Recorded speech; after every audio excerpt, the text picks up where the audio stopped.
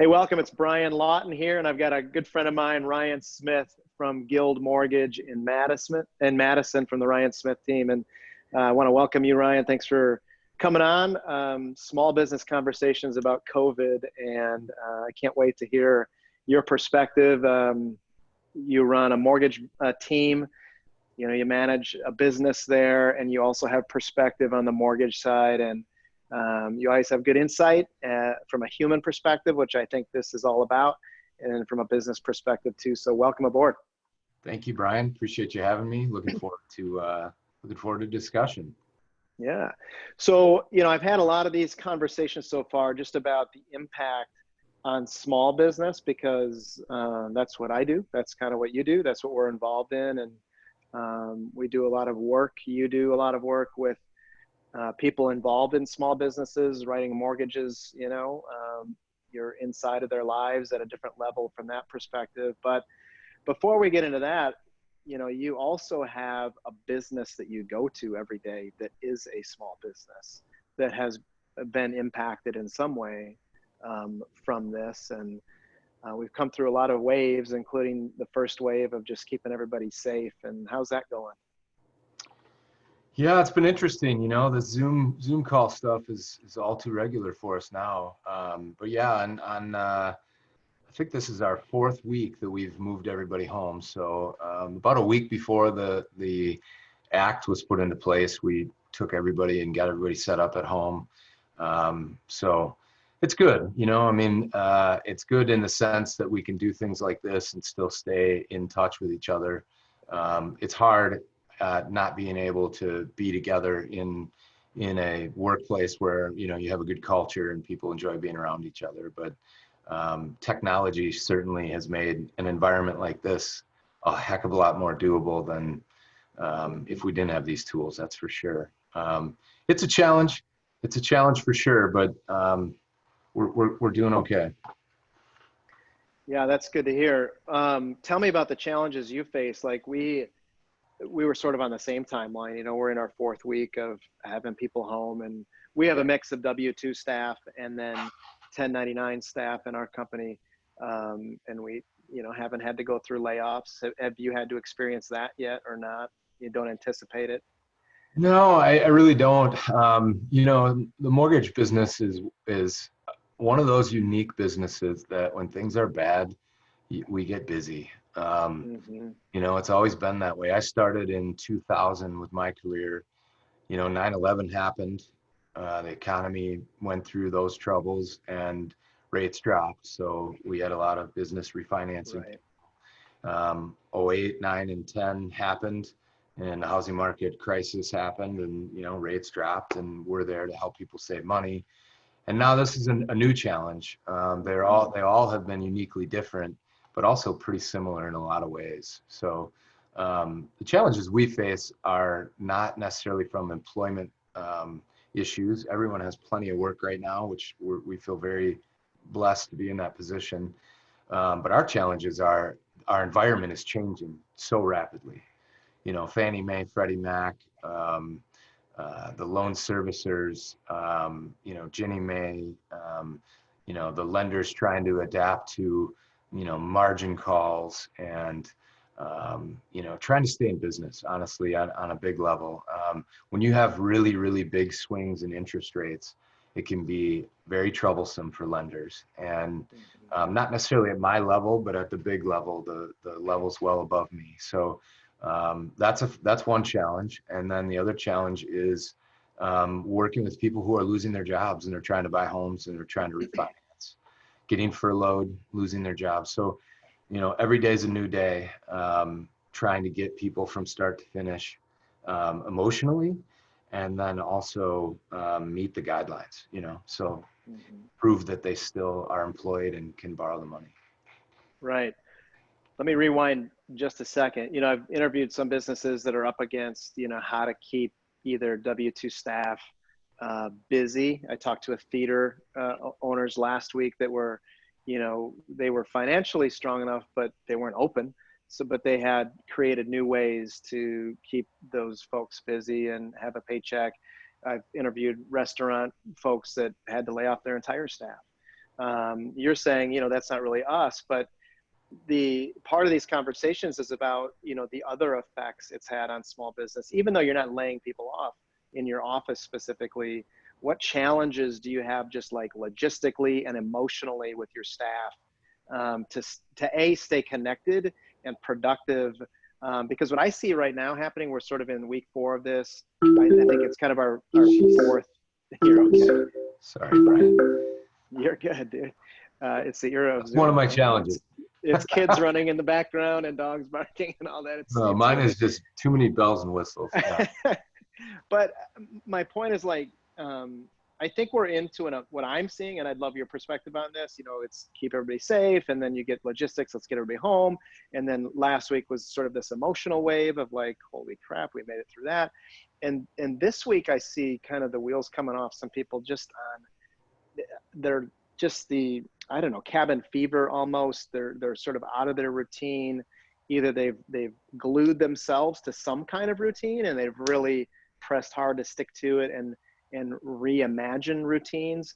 And then there's this other group of people that are just like routineless right now, and are struggling. And even if they're employed and distant, what are you seeing as challenges, basically, is my question from your staff? No, they're great questions. The first week, we get everybody home, and the interest rate market was about a 10-day period of the most volatility in history. Mm-hmm. I mean, swings of 1% in right. 4 or 5 day period. So the first week was a blur. I mean, we had, clients wanting to refinance and the rates disappearing in front of our eyes. We had then 2 days later, rates going back down to where they were and trying to get back in touch with people. So that first week, it was a total blur. And, we were just trying to drink from a fire hose and understand what was going on. So I think the first layer of what we dealt with was, what is the new norm? What is going on in the mortgage market? Every rule that we normally played by like what's going to drive interest rates and where interest rates going to go didn't happen. The opposite was happening, right? And so the first thing was just understanding what is going to happen here, getting over the fear, right? So everyone initially like, wow, how long is this going to last? And do we still have jobs? And, all of that natural emotion that we all have. And then since then, it's been, okay, now how do we get our systems tight? How do we stay in communication? And how do we keep our process efficient enough to not have our service levels drop off? So, and not lose any of our of what we feel we've gained over the years working on our system. So we do a lot of team meetings. We use Microsoft Teams. It's very similar to Zoom, but we do team meetings every morning on video. When we call each other, we try to call video as much as we can, just to try to create a human element of looking at each other and understanding, the emotion behind what the conversation looks like. We've had a few happy hours, at the end of the week, celebrating a birthday, or, everybody just having some fun together, putting goofy backgrounds behind themselves. We're just trying to do things to try to keep everyone together. We have 17 people. Actually, no, we have 18 people now. So trying to keep 18 people together as a unit when the loan process is involving 4, 5, 6 people. And when you're all working as spokes on a wheel, but you're not connected, it's very difficult. So we're trying to bring people together as much as possible. And, tomorrow we're going to have them all on a Zoom. So doing as much of that as we can to try to keep connected. We have a good culture in our office. And I think people struggled initially with like, wow, now I don't have any connection to these people. So that's been tough. We miss each other and look forward to getting back and high-fiving in the office, hopefully sometime soon. Yeah, for sure. No, I think for as socially distant as we are, we have to stay connected in this time, like you're saying, and be creative with that. Yeah. It's awesome what you were saying about that. Real estate space is what we operate in. You had mentioned, the people it takes to finish these deals. Basically, you got 5 or 6 people involved. what are you seeing from the ancillary businesses that you're involved with? So you're writing mortgages, but you've got a real estate agent, you've got an appraiser, you've got these other things, home inspectors involved in the deals. Are you seeing any sort of, cracks in the system, in the way people are responding just in their personal business, either as an agent, inspector, appraiser, whatever that is? Are you seeing some disconnects start to happen in the normal kind of seamless process that you operate in? That's a great question. I feel like, number one, I feel like every one of the people that you were mentioning has it harder than we have it, in the sense that we're at home, we're safe, I'm not going anywhere, and I'm doing business as usual for the most part. You all realtors are with people, and you're in people's homes, and that's another challenge that adds a layer that we don't have to worry about. So I feel the real estate community has done a pretty amazing job getting through this. That first week I wondered, are we going to be doing any purchase money home loans is it going to happen? I've been pretty amazed by the amount of contracts that have continued to come in, but I think just like anything, people are adapting. You're wearing the gloves and the masks and the hand sanitizer, and I'm sure there are a lot of rules about going in and out of homes that I don't even know about. But for the most part, I would say I think the realtors have adapted and are doing a great job. And I don't know, actually, to the contrary. The only opposition to that, I would say, is I have heard some agents just saying, hey, for the safety of my family, I'm not going to go out, which I fully respect. You got young kids at home, or you've got whatever, you just don't want to risk it. So I have heard a fair amount of that. But I've also heard a lot of people saying, hey, I'm just going to do this as safe as I can, and I got to keep the train rolling. So I would say real estate agents have done a great job. Title companies, as you know, are adapting. We're no longer allowed at closings, which I normally attend my closings. So from my understanding, we're pulling up in cars and they're shoving documents through the windows. Yeah, that's crazy. I'm getting texts from clients saying, well, that was weird, but they're adapting.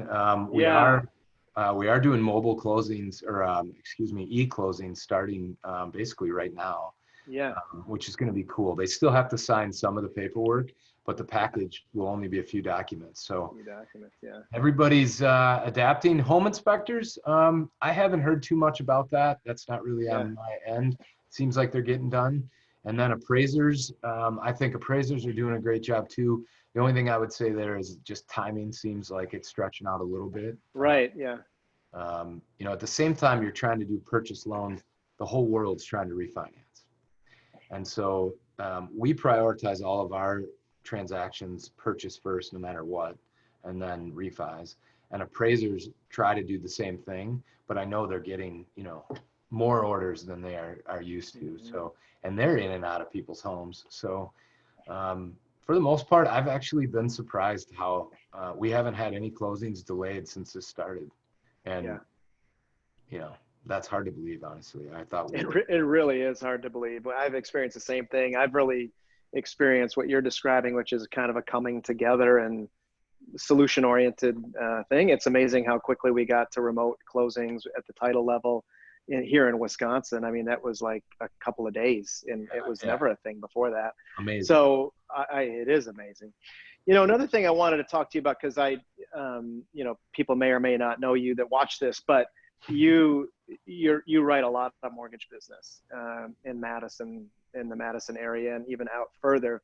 And you're a hunter. You're a sales guy. You've got good systems. You've got good people. You're highly motivated. You've got high goals. You run just a good business. And when you take people like you and you throw something like this at them, it's what you're describing, which is, I don't know, we're still busy. And talk to me about what a high producer, what a highly motivated person like you, when you can't control the pandemic. It's a human thing. It's not a political thing. It's not a business thing. It's just a human pandemic. Talk to me about where your mindset is. So when you transferred home, what was your mode, and what do you do daily now? What have you set up as kind of your new routines? Because our work days are different. our offices are different. They involve the kids and the dog and homeschooling and, interruptions that we're not used to. And, we're all the mental capacity for this, because I feel busier than ever. It sounds like you feel busier than ever. There's just more going on. Talk to me about high producer Ryan Smith, high motivated, goal-oriented Ryan Smith. How did you attack, and how are you daily, keeping up with that edge? Man, that's a great question. For me, the first week, maybe 2 weeks, was just work constantly. And it wasn't good. Just, got out of routine. Plus, the influx of people that were calling and inquiring about rates and, what's happening was a lot of work. So I'm a big believer in routine, and for me, it's like keep the routine. Even though I've just got to walk downstairs in the basement to start working. I'm blessed with a quiet situation down here. My family's upstairs, and they've been pretty respectful of giving me my space to stay focused. But for me, it's routine, exercise, getting outside, keeping the routine that I had prior to this. So waking up early, as silly as all this stuff seems, waking up early. And for me, it's just realizing I'm grateful I have work. I'm grateful I have a job where I can go help people.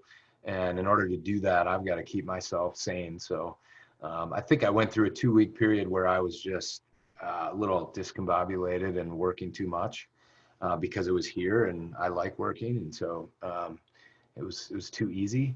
And then now I've fallen into a good routine, and it involves just trying to get back to what my routine was, and then staying focused and having a plan versus just taking what's coming at you. As a lender, when interest rates drop and it hits the media, everyone calls you. And so trying to find a way to keep that in process and communicate effectively at the same time you're now in your home. That took a little getting used to, but I feel good about it now. And then also I would say I would just challenge everyone to just find the good in the situation. Be an optimist even in non-optimistic times. For me, it's enjoying more time with the from more time not running the rat race, running from appointment to appointment. So I don't think in my adult life I've ever had a period of time where I haven't done that. So the silver lining for me is that. But yeah, it's just routine and trying to keep it as regular as you can. Yeah, I coach agents and business folks, and early on in this, it was like, well, what do I do? I'm like, well, this gets super basic fast, just like what you were saying. Did you make your bed this morning? Did you get dressed for work? Did you get up early? Are you working out? Like, what are you reading? Like, we can't forget all the regular stuff, even though the day has changed, the routine hasn't. And I love it. I love the way you touched on that, because I think it's everything. I think it's the simplest of stuff right now. And then, like you said, there's so many silver linings to this. Normally I get up and still dress for work. I had to take the dog for the walk in the rain, but I purged the house. It's early spring cleaning. I'm working out more. I feel like I'm actually talking more. I've got like AirPod wounds to the ears or whatever. And but that's good. It just says that we're connecting in different ways and we're figuring it out, because there's a lot of positivity that can still shine through this. And I think has. How much, think about how much we will all value the basics when this is over. And that, for me, like, I can't even quantify how much you will enjoy aspects of life that were pulled away from all of us. And think about, like, I know I'm getting off topic a little bit, but the whole world is experiencing the same thing at the same time. Mm-hmm. That's hard to even understand. And hanging out with neighbors will feel like you hit the lottery, So I think of that type of stuff, like, and I learned something from a training that I was on when this began, where the coach said, put a date out there where you're mentally going to that date, and you know that this is going to last to that date, and then reevaluate there. But until then, don't walk around wondering when this is going to be over, and just tell yourself it's that date. And so I did that, and it's really helped me, you know. And I put a date pretty far out, so that if we're able to get cracking here, you know, sooner than that, it seems like a big win. But ever since I did that, I don't really think about what I don't have right now, you know. So I love it. I love it. One thing I'm looking forward to is coffee with you again, dude. yeah, for sure. We're getting a pretty good routine of that, and that'll be a good day when we can sit down again. I appreciate your perspective. You're somebody I admire in this space as a business person, as a business leader, and as a human being. The human side of this is not lost on you, and I love it. I love your silver linings about family and being okay slowing down too, and some good takeaways about, I didn't think of that, like throw a date on it, even if it's, you know, November 15th or Thanksgiving or something. I hope it's not.